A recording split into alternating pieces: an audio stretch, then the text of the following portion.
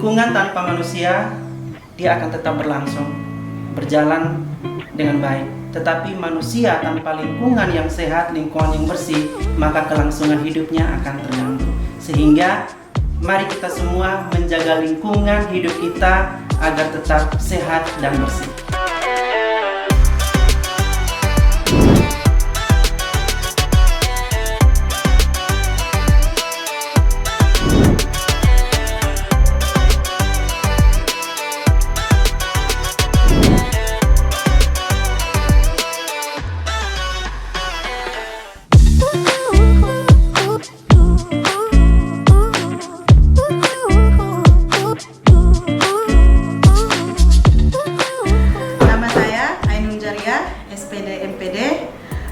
Asal program studi pendidikan biologi Fakultas Keguruan dan Ilmu Pendidikan.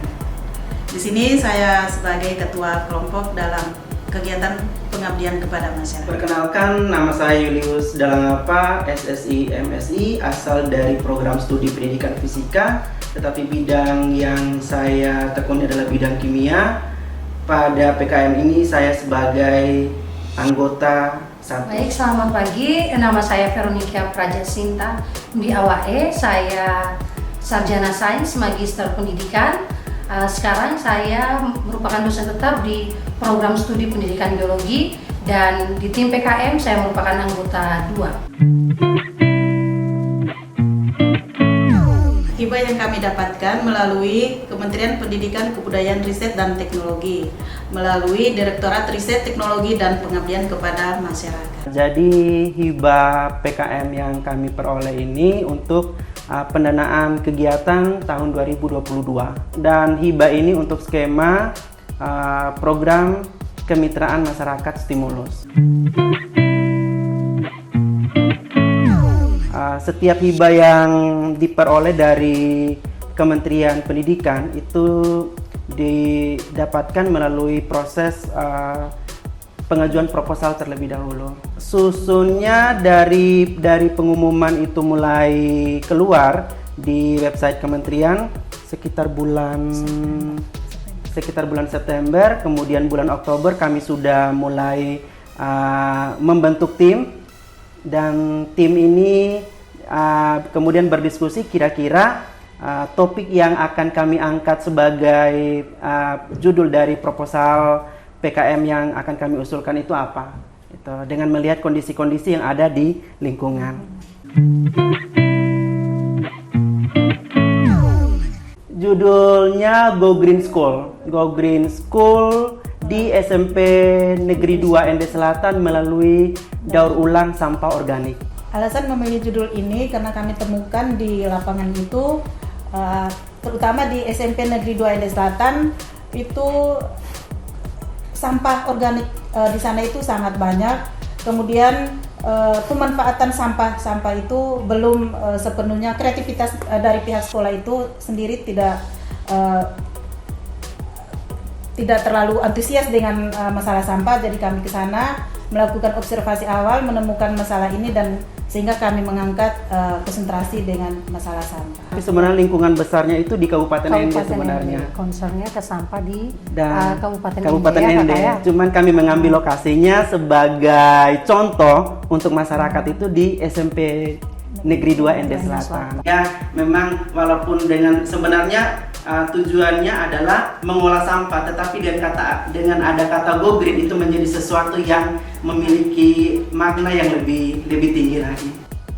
Jadi judul yang kami angkat, kata pertama itu adalah kata Go Green. Sebenarnya kita harus tahu dulu Go Green itu maksudnya apa? Apakah tentang sesuatu yang hijau itu? Tetapi sebenarnya lebih luas, di mana Go Green itu adalah salah satu tindakan atau perilaku kita yang menjurus kepada suatu tindakan yang ramah lingkungan. Jadi Go Green SMP Negeri 2 Ende Selatan melalui daur ulang, di mana proses daur ulang sampah itu merupakan salah satu tindakan Go Green, salah satu tindakan yang ramah lingkungan. Bagaimana sampah yang ada di sekolah kita olah menjadi sesuatu yang bermanfaat dan bernilai ekonomis. Itu tentang kenapa harus Go Green, karena yang kedua juga judul atau topik yang ada pada suatu proposal itu mempengaruhi apakah proposal ini, hibah ini menarik untuk didanai atau tidak. Gitu. Sehingga memang walaupun sebenarnya tujuannya adalah mengolah sampah, tetapi dengan ada kata go green itu menjadi sesuatu yang memiliki makna yang lebih tinggi lagi. Masalah sampah di Kabupaten ND khususnya masyarakat masih membuang sampah sembarangan ke fasilitas umum seperti got itu merupakan sebenarnya momok untuk kabupaten kita. Yang pertama, dampak yang ditimbulkan itu dampaknya akan berdampak jangka panjang, tidak hanya untuk hari ini saja. Contohnya saja daerah yang sering terjadi banjir, daerah Jalan Gatot Subroto itu salah satu contohnya. Masyarakat yang tinggal di bagian hulu itu mengirimkan sampah kepada masyarakat di bagian hilir. Nah, masyarakat di bagian hilir itu selain mendapatkan sampah tadi, juga mendapatkan kerugian secara ekonomis. Kerugian ekonomisnya seperti apa? Contohnya saja air yang masuk ke dalam rumah, itu secara ekonomis itu akan merugikan bagi si penduduk tadi. Karena yang pertama dia harus mengeluarkan biaya untuk deterjen, cairan untuk mengepel lantai dan sebagainya. Lalu kenapa tim kami mengambil atau mengangkat masalah ini? Kami ingin mengajarkan kepada peserta didik usia sekolah menengah, di mana peserta didik ini yang akan menjadi tumpuan negara ke depannya, khususnya di Kabupaten ND kita ini, supaya bisa reuse, recycle, dan reduce sampah tadi, kemudian sampah tadi bisa menghasilkan sesuatu yang bernilai ekonomis bagi mereka. Karena ini namanya PKMS, Program Kemitraan Masyarakat Stimulus. Artinya bahwa hibah ini akan didanai kalau kita punya mitra. Sehingga untuk mencari mitra tentu mencari mitra yang memiliki masalah. Sehingga memang awal langkah pertama yang kami lakukan adalah mendatangi pihak sekolah, kemudian melakukan diskusi tentang yang pertama kami juga menyampaikan ide dulu. Jadi bukan menanyakan, tetapi kami menyampaikan kami punya ide untuk membuat suatu kegiatan di SMP Negeri 2 ND Selatan. Apakah pihak sekolah menyetujui atau tidak? Gitu. Jadi memang prosesnya dari kami pertama sekali datang mengunjungi sekolah dan menyampaikan ide kami. Setelah kami mendatangi mitra, ternyata di sana mitra mempunyai salah satu program, yaitu harus siswanya diwajibkan membuat proyek sesuai dengan kurikulum Merdeka Belajar yang sedang dilaksanakan sekarang, di mana siswa salah satu kegiatan proyek yang akan dilakukan oleh warga sekolah SMP Negeri 2 ND Selatan adalah pembuatan pupuk kompos. Akan tetapi ada sedikit masalah yang dihadapi oleh pihak sekolah, di mana guru-gurunya belum terlalu fasih, belum terlalu paham dengan pembuatan pupuk kompos ini. Oleh karena itu, saat kami melontarkan gagasan kami untuk membuat pupuk kompos di sekolah tersebut, Bapak Kepala Sekolah selaku pimpinan di sana sangat antusias, sangat menyambut baik program yang kami tawarkan, dan beliau memberikan kami kesempatan seluas-luasnya untuk melakukan aksi di sekolahnya tersebut. Untuk kegiatan pengabdian ini, sebelum kami melakukan praktek, itu terlebih dahulu kami melakukan sosialisasi kepada siswa yang akan melakukan atau mempraktekkan pembuatan pupuk kompos ini. Pada bulan Oktober kemarin kami melakukan workshop pelatihan kepada siswa, itu dengan menghadirkan kepala sekolah, siswa dan juga guru-guru bidang studi IPA ya di sana, melibatkan diri untuk mengikuti kegiatan tersebut. Kemudian setelah melakukan kegiatan workshop, tahap kedua itu kami melakukan kegiatan praktek. Itu masih melakukan praktek dalam bentuk wadah yang masih kecil ya. Kemarin itu itu seperti melakukan siswa mulai membuat pupuknya itu sesuai dengan sintaks atau aturan-aturan yang sudah kami buat pada saat workshop. Jadi pada workshop yang kami lakukan pertama, di situ tidak hanya kami mengajarkan mereka bagaimana langkah-langkah membuat pupuk kompos dari sampah-sampah organik yang ada di lingkungan sekolah, tetapi di sana juga kami mengajarkan mereka bagaimana cara memilah sampah atau cara menempatkan sampah yang seharusnya ditempatkan di tempatnya masing-masing. Contohnya kalau sampah organik harus ditempatkan di wadah yang sampah organik. Kemudian kalau itu sampah anorganik seperti kertas, plastik, kaleng dan lain sebagainya, itu harus ditempatkan di tempat yang semestinya. Jadi tidak ditumpuk jadi satu.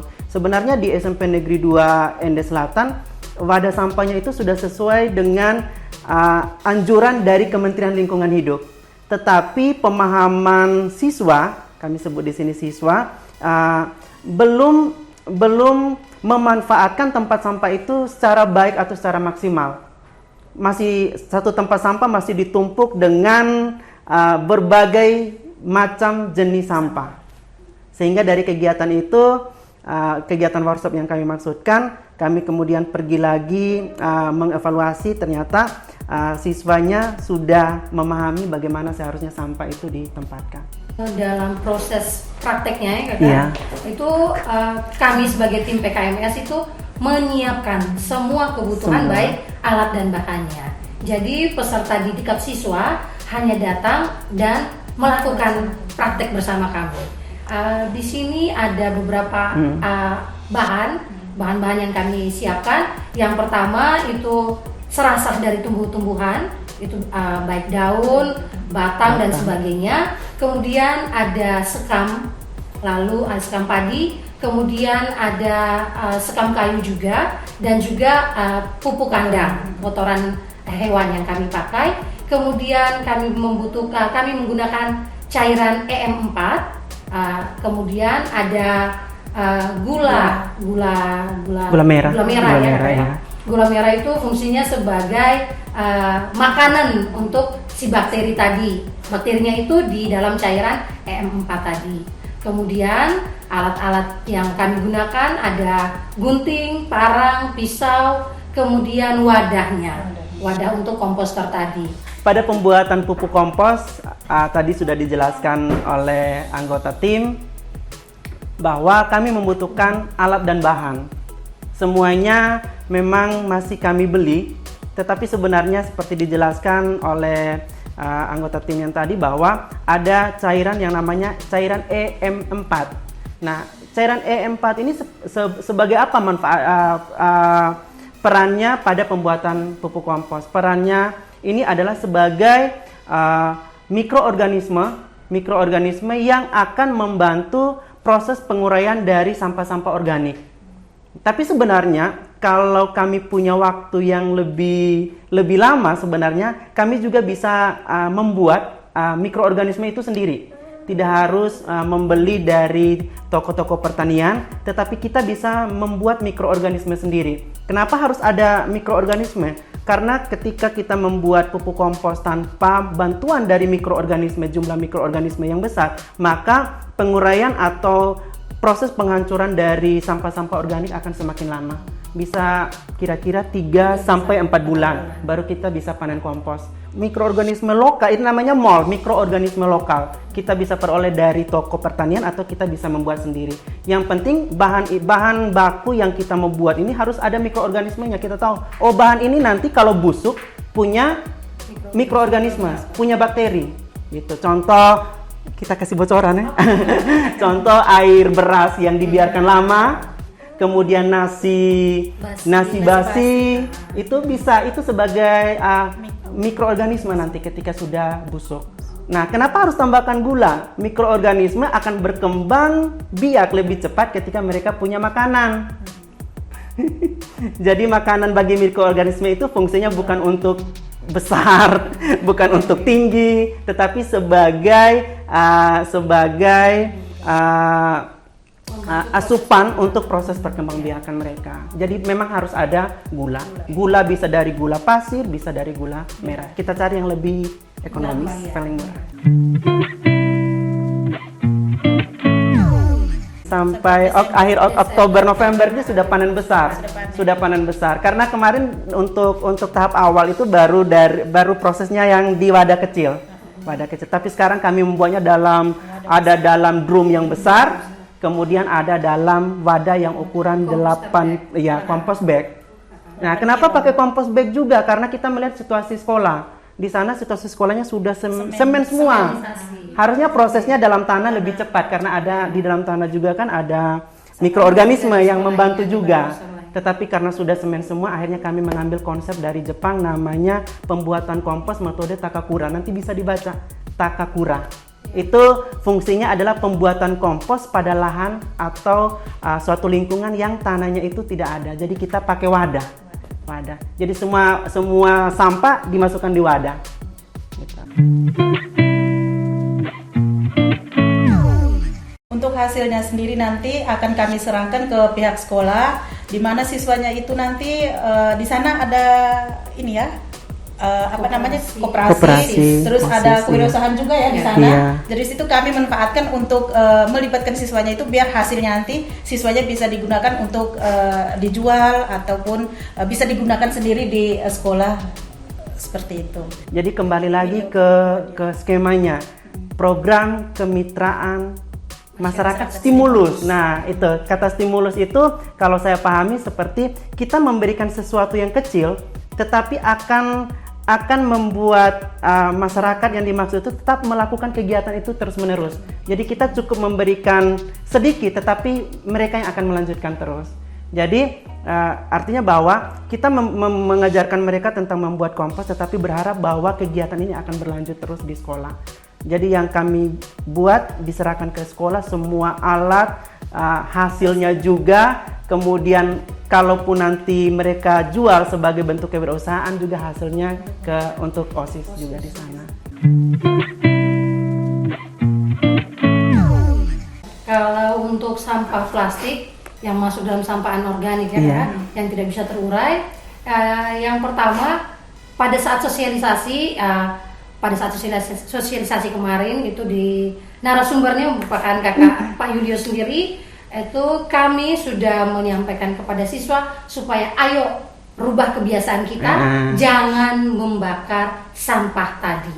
Ya, karena yang pertama, jika kita membakar sampah, kita juga bertindak sebagai penyumbang polusi udara. Kita sebagai salah satu organisme yang menjadi sumber penyumbang polusi udara. Kemudian yang kedua, jangan dibuang ke lingkungan. Karena sampah-sampah plastik tadi tidak bisa terurai. Kasihan, nanti mungkin kita sudah mati, sudah meninggal, tetapi sampah itu tetap kita turunkan kepada anak cucu kita. Lalu bagaimana cara kami untuk menanggulangi hal tersebut? Kami sudah berdiskusi di dalam kelompok kami bahwa nanti ayo kita ke sana, kita buat sesuatu menyangkut sampah-sampah plastik ini. Apakah bisa kita buat dalam bentuk kerajinan tangan yang mempunyai nilai ekonomis atau seperti apa? Itu sudah kami pikirkan dan sudah kami bicarakan juga dengan pihak sekolah. Namun untuk saat ini kami masih fokus kepada kompos ini.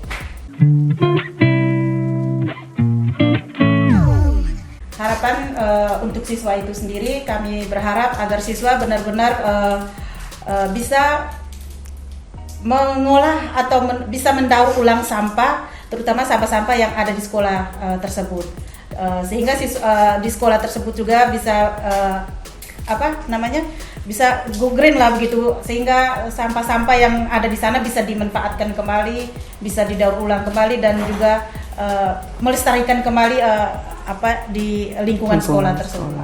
Harapan saya untuk siswa sebenarnya bukan hanya di SMP Negeri 2 Ende Selatan, tetapi sebenarnya untuk remaja-remaja atau anak-anak usia sekolah yang ada di Kabupaten Ende sebenarnya, ayo kita mulai sadar bahwa sampah ini menjadi persoalan, bukan menjadi sesuatu yang kita itu malas tahu atau kita tidak memiliki kepedulian terhadap sampah tersebut.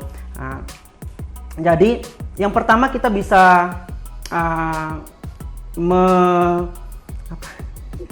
menerapkan gaya hidup yang ramah lingkungan dengan cara yang pertama itu mengurangi, contohnya mengurangi, ini juga untuk masyarakat luas, mengurangi penggunaan sampah anorganik sebenarnya. Penggunaan sampah anorganik, misalnya sampah plastik dan lain sebagainya, dengan membawa botol air sendiri, itu sebenarnya salah satu tindakan go green dengan cara kita mengurangi sampah. Ya, yang kedua adalah dengan cara mengolah kembali atau mendaur ulang. Jadi mendaur ulang bisa kita lakukan dengan mendaur ulang sampah organik atau mendaur ulang sampah anorganik. Jadi sebenarnya tindakan go green itu bukan tindakan yang terlalu sulit untuk dilakukan, tetapi sebenarnya tindakan go green adalah tindakan-tindakan kecil sederhana yang bisa kita lakukan di lingkungan sekolah ataupun di lingkungan rumah tangga. Dan itu akan berdampak luas terhadap satu kabupaten sebenarnya. Baik itu terhadap mengurangi pencemaran tanah, mengurangi pencemaran air maupun mengurangi pencemaran udara. Dari saya, harapan saya karena sudah ada beberapa poin yang sudah disampaikan oleh kedua kakak-kakak saya. Kalau dari saya hanya mau mengajak kita semua, khususnya pada diri saya sendiri sebagai pelaku utamanya terlebih dahulu, untuk mencintai alam. Karena kalau kita mencintai alam, alam akan mencintai kita juga.